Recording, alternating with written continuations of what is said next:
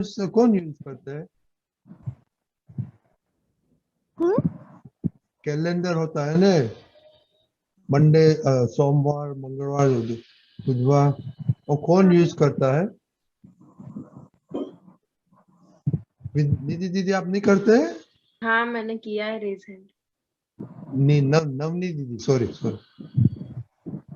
हाँ ओके, सबने किया। अरे इताक्षी आप नहीं यूज करते हैं? करती हूँ कभी कभार। तो हाथ ऊंचा नहीं हो सकता है? ओके, एनीवे, तो ये कैलेंडर किसने बनाया? सोम, मंगल, बुध, गुरु किसने बनाया? किसको आइडिया? दीदी दीदी किसने बनाया होगा? और पता नहीं। ईस्ट में और वेस्ट, ईस्टर्न कंट्रीज में और वेस्ट कंट्रीज में बनाया होगा। हाँ, ओके, तो चुए भाई ये मिस्ट्री सॉल्व करो। जय सच्चिदानंद। तो जैसे कि हम सब ये फॉलो करते हैं Monday, Tuesday, Wednesday up to Sunday, तो ये ज़्यादातर हम सबको ये ही है कि शायद ये सारा कॉन्सेप्ट वेस्टर्न में बना होगा पहली बार। शायद इजिप्शियंस हो गए या बेबीलोनियंस हो गए या ग्रीक्स हो गए, जिन्होंने पहली बार ये कॉन्सेप्ट एस्टैब्लिश किया। लेकिन एक्चुअली ये हमारे भारत में ही बना था। एंशियंट इंडिया, जो प्राचीन भारत है हमारा, वहीं पर ये सारी बातें पहली बार एस्टैब्लिश हुई थी। तो इसमें किस तरह से ये सीक्वेंस बनी है, सैटरडे, मंडे, ट्यूसडे, वेडनेसडे, ये जो सीक्वेंस है, ये क्यों ऐसी सीक्वेंस है? तो देयर इज वन बुक, उसमें उस बुक का नाम है सूर्य सिद्धांत। वो पूरी तरह से एस्ट्रोलॉजी पर आधारित है। उसमें इसका उन्होंने एनालिसिस किया है, हमारे जो ज्योतिष आचार्य थे पुराने जमाने के, उन्होंने क्या किया कि जैसे एक दिन के हमारे जो 24 घंटे होते हैं, उसको डिवाइड किया from first hour, second, third, fourth, fifth, six up to 24th our.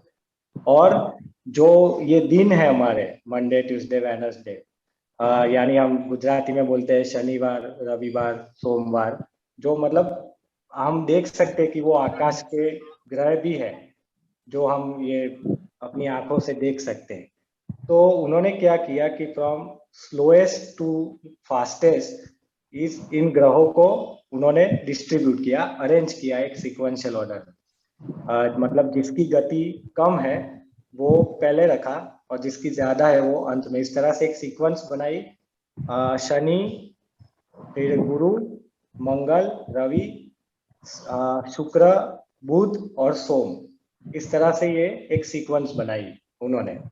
अब क्या किया कि फर्स्ट आवर, सेकंड आवर जो हमने डिवाइड किया पहले 24 आवर्स को, और एक आवर के सामने उसको रखते गए, जो हमने वो डेज की जो सीक्वेंस बनाई है ना, जैसे फर्स्ट आवर तो शनि, सेकंड आवर के आगे लिखा मंगल, सॉरी गुरु, फिर थर्ड आवर के आगे मंगल, फोर्थ के आगे रवि, ऐसा करते करते 24th आने तक उसको कैरी फॉरवर्ड किया।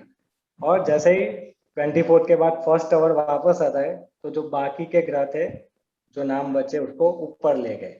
इस तरह से एक सीक्वेंस बनती है। अगर आप बनाओगे नोट पेन लेकर, तो आपको पता चले सीक्वेंस बनती है शनि, रवि, सोम, मंगल, बुध, गुरु, शुक्र, जो हमारे वीक डेज है, मंडे, ट्यूसडे, वेडनेसडे, जो हम फॉलो करते हैं। खाली फर्क इतना है कि मंडे से फॉलो करते हैं, लेकिन सीक्वेंस बनती है सेट से, शनि, रवि, सोम, मंगल, बुध, गुरु, शुक्र। तो ये कॉन्सेप्ट पहली बार हमने एस्टैब्लिश किया। हमारे जो ज्योतिष आचार्य वो थे, उन्होंने इस तरह से पूरी तरह से उसको समझाया कि क्यों हम ये सीक्वेंस कैसे बनी और सारा वर्ल्ड क्यों इसे फॉलो कर रहा है। और उसमें एक और बात भी आती है, जैसे कि अब हम सबको पता है कि हमारे हिंदू शास्त्र में मुहूर्त जो होते हैं उसको महत्व देते हैं ज्यादा। कि जैसे मजाक में बोलते भी है कई बार कि क्यों आज मुहूर्त अच्छा नहीं है काम करने का। तो ये मुहूर्त का कॉन्सेप्ट है, ये सारे कॉन्सेप्ट भी हम ही ने बनाए कि क्यों एक दिन में 24 घंटे होते हैं, ये भी सबसे पहले हम ही ने एस्टैब्लिश किया। कि इस तरह से उसको डिवाइड किया कि एक दिन के वैसे तो 30 मुहूर्त होते हैं, 30, और 30 मुहूर्त बराबर 24 घंटे, यानी उसको अगर आवर के साथ हम इक्वल करेंगे तो 24 घंटे होते हैं। तो ये सारी चीजें भी हमने एस्टेब्लिश की। फिर एक सेकंड का 34,000 पार्ट कितना होता है, जिसको हम काष्ठा बोलते हैं, यानी एक सेकंड का 34,000 कितना सूक्ष्म हो गया वो भी हमने हमारे ज्योतिष आचार्यों ने बताया। एक सेकंड का 300वां भाग त्रुटि बोलते हैं उसको, वो भी हमने एस्टेब्लिश किया। तो ये सारी चीजें हमने एस्टेब्लिश की पहली बार। तो जैसे एक वीडियो मैंने देखा था, रजनी दादा ने भेजा था मुझे, उसमें ये सूर्य सिद्धांत, श्रीमद् भागवतम और आर्यभट्टियम, ये 3 ग्रंथों का उल्लेख किया है। तो ये सारी बातें उसमें है और we should proud you know कि हम ही ने ये सब पहली बार एस्टेब्लिश किया, कि हम ही ने ये सब दिया है वर्ल्ड को। और मुझे ये वीडियो में थोड़ी एक बात यहाँ करना चाहता हूँ कि वो वीडियो देखने के बाद मैंने सूर्य सिद्धांत डाउनलोड किया इंटरनेट से और मैंने पढ़ा उसको। ऐसे तो बहुत ही कॉम्प्लेक्स मैथ्स है उसका, इतना कॉम्प्लेक्स है कि हायर लेवल स्टडीज वाले भी जो होते हैं ना, वो एक बार में नहीं समझ सकते। पूरी तरह से उसको स्टेप बाय स्टेप समझाया है कि ये ग्रहण होते हैं, चंद्र ग्रहण, सूर्य ग्रहण, वो भी किस प्रकार के होते हैं, कैसे उसके क्या कहते हैं वो फॉर्मूलाज किस तरह से अप्लाई करते हैं, ये सारी बातें उसमें बहुत ही डिटेल है। तो उसमें एक बात बड़ी अच्छी आई थी कि हमारे जो आचार्य थे, मतलब ज्योतिष आचार्य पुराने समय के, जिन्होंने ये सब एस्टैब्लिश किया, वो ये जानते थे अपनी तर्क शक्ति से, कल्पना शक्ति से, कि कोई शक्ति है जो ये सारे चीजों को चलाती है। तो इससे ये पता चला मुझे कि क्यों दादा भगवान ने ये बोला कि हमारे बाल की टोच जितना भी विज्ञान अभी तक बाहर नहीं निकला है, अक्रम विज्ञान। क्योंकि व्यवस्थित शक्ति का कॉन्सेप्ट अब हमें तो अभी पता चला दादा भगवान के माध्यम से, लेकिन उन लोगों को मालूम था कि कुछ है ऐसी शक्ति। वो अगर आप पढ़ोगे तो उसमें पूरी डिटेल में समझाया है कि क्या वो शक्ति है, लेकिन वो सिर्फ कल्पना के रूप में ही रह गया, हाइपोथेसिस बन के रह गया, कभी उसके आगे नहीं जा पाए। तो ये व्यवस्थित शक्ति का भी थोड़ा थोड़ा विवरण उसमें, कोई पूरी तरह से उसको एस्टैब्लिश नहीं कर पाए वो लोग, लेकिन एक क्या बोलते हैं वो झलकी दिखाई देती है उसकी, कि इस तरह की कुछ हो सकती है शक्ति। तो बाद में दादा ने हमें बताया कि ये जगत कैसे चलता है व्यवस्थित शक्ति से। अच्छा, अभी एक लास्ट में बात करता हूँ कि वी शुड प्राउड, जैसे मैंने बोला कि प्राउड होना चाहिए कि ये सारी चीजें हमने एस्टैब्लिश की, पूरे वर्ल्ड को हमने दिया। प्राउड क्यों नहीं होता है, ये बात ऑब्वियसली हमारे दिमाग में आती है कि इतना हमारा विशाल विज्ञान था पुराने समय में, क्यों हमें प्राउड नहीं हुआ उस बात पर। मुझे ऐसा लगता है कि अगर डर है किसी चीज का तो फिर प्राउड गर्व नहीं हो सकता। इसका मैं बड़ा सिंपल एग्जांपल देता हूँ आपको, कि अगर आपको दादा भगवान के बचपन का कोई एक प्रसंग मालूम हो कि जब एक गुरुजी उन्हें मिले थे और बोला था कि भगवान से दर्शन कर लो, भगवान तुम्हें मोक्ष में ले जाएंगे, तो दादा ने कितनी खुमारी के साथ बोला था कि अगर भगवान मेरे सर पर है तो ऐसा मोक्ष मुझे नहीं चाहिए। ये खुमारी हमारे अंदर कभी आई नहीं, हमारी यहाँ गुलामी ही रही हमेशा से। ये मानसिकता जो थी वो गुलामी वाली ही रही। हम भी देखिए अपना, जब मैं मतलब मेरी बात करता हूँ कि जब घर वाले बोलते हैं या बाहर वाले, चलो मंदिर जाते हैं, चलो दर्शन कर लो, चलो गुरुजी के पैर छू लो, चलो ये कर लो, चलो वो कर लो, लेकिन क्यों करना है, इसका महत्व क्या है, ये कभी किसी ने समझाया नहीं, ना हम कभी समझ पाए इस चीज। और वो मूर्ति पूजा जो बुक है दादा की, जिसमें बोला है कि साइंटिफिक है पूरा, मतलब हिंदुस्तान का बहुत बड़ा साइंस है मूर्ति पूजा, कि प्राउड होना चाहिए लेकिन साइंटिफिक तरीके से, ऐसा नहीं कि किसी ने बोल दिया और आप झुक गए, ऐसा नहीं होता है। और ये मतलब ये जब तक ये मानसिकता ही अगर डर वाली रहेगी, हमारे अंदर कभी खुमारी आई नहीं दादा जैसी, तो हम तो फिर जैसे बोला हमारे बड़ों ने कि झुक जाओ, और डराते थे कई बार कि नहीं झुकोगे, नहीं भगवान को प्रणाम करोगे तो भगवान तुम्हारा बुरा करेंगे, ये हो जाएगा वो हो जाएगा तुम्हारे साथ। लेकिन हमें कभी साइंटिफिक तरीके से किसी ने नहीं समझाया, सिर्फ दादा भगवान पहले, मतलब मुझे तो दादा भगवान ही मिले आज तक, जिन्होंने पूरी तरह से बताया कि क्या है मूर्ति का साइंस, क्यों हमें झुकना चाहिए, कि जब तक अमूर्त के दर्शन नहीं होते ये मूर्ति ही आपको संभालने वाली है। तो ये साइंटिफिक तरीके से जब आप समझोगे तभी गर्व होगा किसी चीज का, अदरवाइज कैसे गर्व हो सकता है? वो पॉसिबल ही नहीं है। डर है, हमें डर है सही में तो, कि भगवान हमें कुछ कर देंगे, ये हमारे साथ बुरा हो जाएगा, इसीलिए हम झुकते हैं किसी के सामने। लेकिन वो जब पूरी तरह से समझेंगे तो ऑब्वियस बात है कि प्राउड होगा ही होगा। तो ये सारी बात थी उस वीडियो में। और मैं ये कहूँगा कि अगर चांस मिले तो आपको ये मूर्ति पूजा ये सारी बुक पढ़नी चाहिए। और सूर्य सिद्धांत भी है, हिंदी में भी अवेलेबल है, इंग्लिश में भी अवेलेबल है। आपको अगर चांस मिले, मौका मिले तो जरूर पढ़ना चाहिए। जय सच्चिदानंद। सही सोचा शोएब भाई, very good, thank you very much. आपने बहुत अच्छा एनालिसिस किया और अक्रम विज्ञान से ये जुड़ा किया, तो वेरी गुड। और देखो बच्चे लोग, शोएब भाई तो कुछ करता नहीं है सारे दिन, राइट? हाँ विधि दीदी, नहीं, वो बिजनेस भी करते हैं। उसको तो अभी वेकेशन होगा ना, नहीं नहीं, वो तो बिजनेसमैन है और उसमें ये साइड का इंटरेस्ट देखो, और ये साइड में ये रिसर्च किया। तो आप तो छुट्टी में तो कुछ भी नहीं, एक श्रेया है और कुछ अभी पढ़ के इंग्लिश स्टोरी लिख के समरी बैठती है, दूसरा कुछ नहीं करता है आप लोग ये इस वेकेशन में। तो वो जरा सोचने का, केशव दादा ने क्या अच्छा बड़ा बताया, वो सोचो और कल हम डिस्कस करेंगे। ओके, ये कि आपको क्या प्रॉब्लम है, अडाई किधर है, आपको दुख क्यों नहीं होता है। ओके, यही सच्चिदानंद। ओके, वेरी गुड श्रेय भाई, ऐसे ऐसे टॉपिक लेके आना, क्योंकि हाँ, very very interesting yes definitely. और आपका एनालिसिस तो बहुत बढ़िया है, थैंक यू। अभी केशव दादा हम पद सुनेंगे। ओके, एक मिनट, आई शुड टेप श्रेय भाई separately, but I will do later on. Okay, छोटी बहन बोलो। हाँ, जय सच्चिदानंद।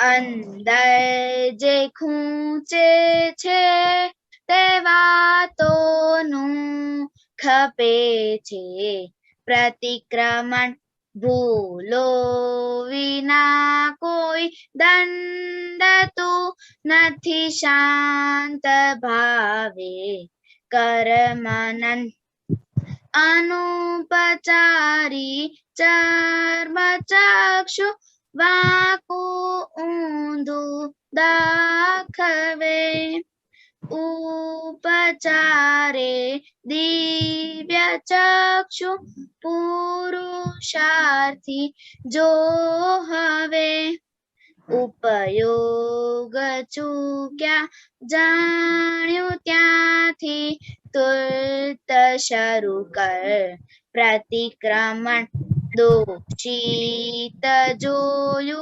કોઈનું વર્તન ત્યાં ખપે प्रतिक्रमण અંદર જે ખૂંચે છે તે વાતોનું ખપે છે प्रतिक्रमण। जय वेरी गुड, आपने सच्चिदानंद। बहुत अच्छा पद निकाला, अच्छा गाया। और आज जी अपने केशव दादा ने जो बोला वो सब इधर आ जाता है। और ये मम्मी तो है नहीं, तो आपने चूज के कैसे किए? दीदी ने चूज करवाया है। अच्छा, दीदी ने बोला, ओके। पर देखो, ये केशव दादा ने क्या बोला कि दुख होता है, तो इधर ये क्या बोलता है, केशव दादा बात करो कि आपने बताया था वही इधर आ गया हाँ सब। हाँ, बहुत अच्छा है। अभी जब भी हम कुछ भी गलत काम कर देते या अपने भाई से गुस्से में बात किया या मम्मी के साथ गुस्से में बात किया, तो उस समय थोड़ी देर के बाद फिर अंदर ऐसा असर होता है, दुख होता है, खुशता है कि भाई ये मैंने क्या किया। पहले तो हम कर डालते हैं, गुस्से में आ जाते हैं, अपने मन की मुताबिक चलते हैं। कभी कभी अंदर अहंकार आ जाता है, तो मैं तो आखा दिन तो पढ़ती रहती हूँ, फिर भी मम्मी मुझे डांटती है, ऐसा हो जाता है। तो ऐसे कैसे कितने सारे संजोग आ जाते हैं, उस समय हम उनका रिबाउंस करते हैं या गुस्से हो जाते हैं। तो उस समय आप थोड़ी देर आंख बंद करके देखेंगे ना, तो आपको अंदर से ऐसा खूंचेगा, लगेगा कि ये मैंने आज गलत किया। तो जब भी हमारे मन में अंदर ऐसा लगे कि मुझे ये आज मैंने गलत किया, उस जगह पे प्रतिक्रमण की जरूरत है। फिर आगे बहुत अच्छा बोला कविराज ने कि जब तक हमारी कोई भूल नहीं होती है, तो कोई आपको सामने आके कोई ऐसा उंगली दिखाएगा कि आपने गलत किया? नहीं तो समझने दिखाएगा। का कि जब भूल होती है तभी कोई सामने आके दंड देता है, जब भी भूल होती है तभी आके सामने से कोई कहता है कि आपने क्या किया। तो भूल नहीं होगी तो कोई आपको बोलेगा नहीं, कोई आपको गुस्से नहीं होएगा, कोई आपकी शिकायत नहीं करेगा, आपको एकदम क्रिस्टल क्लीन लगेगा। तो जहां जहां हमारी भूलें होती है, वहां पर प्रतिक्रमण की बहुत सख्त जरूरत है। तो ये दादा का कविराज ने बहुत अच्छा पद गाया कि हमारी जहां जहां भी भूलों होती है, जहां जहां भी हमारे से गलतियां होती है, तो और ये जो अगर हमको पहले ऊंधी दृष्टि थी, तो हम सब ऊंधा देखते थे, पर दादाजी की दिव्य चक्षु मिलने के बाद अभी हमको पुरुषार्थ करना चाहिए, ऐसा पुरुषार्थ करना चाहिए ताकि हमारे में हर एक बात में जहां पर हमारे को जागृति रखनी है, वहां पर हम जागृत दशा में आके सब कुछ अपना दिन पसार कर देते हैं। तो अभी हमारा पुरुषार्थ करने का टाइम आया, क्योंकि हमको हमारे अंदर दादाजी ने जो हमको दिव्य चक्षु दी है, समझ दी है, हमको इनलाइटन किया है, तो उस इनलाइटन की वजह से हम पुरुषार्थ करेंगे तो हम आगे बहुत बहुत आगे निकल जाएंगे।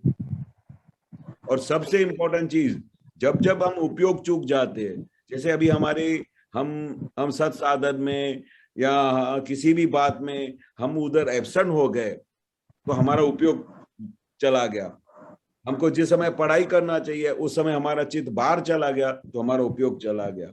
हम सत्साधन में बैठे हैं, उस समय हम बाहर घूमने चले जाते हैं, कभी स्कूल में चले जाते हैं, कभी ऐसा होता है कि कब पूरा हो तो मैं खाना खाने जाऊं, वो सब उपयोग चूक जाते हैं। अभी हमको दादा ने बताया है कि सबके अंदर शुद्धात्मा देखना है, और हम शुद्धात्मा नहीं देखे तो हमारा उपयोग चूक जाता है। तो ऐसे ऐसे जहां जहां भी हमारा उपयोग चूक जाते हैं, ऐसे हमको रिकलेक्ट करने का और रात को बैठ के उसका प्रतिक्रमण करने का, क्योंकि दादा ने तो हर एक बात हमको क्लियर कट बताई है। सबके अंदर शुद्धात्मा देखना है, हम नहीं देखे और अपनी मस्ती में सब ऐसे ही दिन पास कर डाले। हमने आज मम्मी पापा का शुद्धात्मा देखा कि नहीं देखा, अपने भाई बहन सबके रिलेशन में देखा कि नहीं देखा, हम फ्रेंड्स के से मिले उनके अंदर शुद्धात्मा देखा कि नहीं देखा। वो ऐसी जागृति रहनी चाहिए कि हमारा उपयोग चूकना नहीं चाहिए। उपयोग चूकते हैं तो उधर भी हमको प्रतिक्रमण करना है। तो दादाजी क्या बोलते हैं कि जिस जिस जगह पे आपका उपयोग चूक जाता है, जिस जगह पे आपके भूल हो जाती है, ऐसे ऐसे जहां जहां भी हमारे से अड़ाइयां हो जाती है, हमारे दोष हो जाते हैं, हमारे से सत्साधन रह जाता है, ऐसी सब केसेस के अंदर हमको प्रतिक्रमण करना चाहिए। प्रतिक्रमण करेंगे तो हमको हमारी भूल समझ में आएगी, फिर उसका आलोचना करेंगे दादाजी के सामने, दादाजी ऐसा मेरे से मिस हो जाता है, और फिर पश्चाताप करेंगे, फिर निश्चय करेंगे अभी आज के बाद ऐसी भूल कभी नहीं होगी। ऐसा जब हमारा निश्चय होता जाएगा तो हम धीरे धीरे पूरा परिपूर्ण हो जाएंगे और हमारी प्रगति होती जाएगी। हमको प्रगति करनी है, ये हमारा लक्ष्य रहना चाहिए। हमारी जो भूलें होती है वो हमारी भूलें निकल जानी चाहिए, क्योंकि हमारे घर में अभी प्रकाश हो गया है। जैसे अंधेरे में कुछ दिखाई नहीं देता है, पर जब अंधेरे वाले कमरे में लाइट हो जाती है तो सब दिखाई देता है, तो ऐसा आपको सब दिखाई देने लगेगा। बरोबर है? ठीक है। हाँ ओके। हाँ तो और ये होमवर्क तो दिया, किधर पूछते हैं और दुख होते हैं, और दूसरा ये आज का ना वीडियो है ना, फिर टाइम मिले तो एक दो दफा सुनना और खुद नोट्स लिखना खुद के लिए। ओके। तो कल बताना कुछ नया, कुछ समझ में आया क्या नहीं। ओके। जय सच्चिदानंद। जय सच्चिदानंद केशव दादा, जय सच्चिदानंद दीपक दादा। जय सच्चिदानंद। जय सच्चिदानंद। कश्यप भाई। वरदानी जय सच्चिदानंद, रजनी जी जय जय सच्चिदानंद, सच्चिदानंद। केशवानंद जी जय सच्चिदानंद।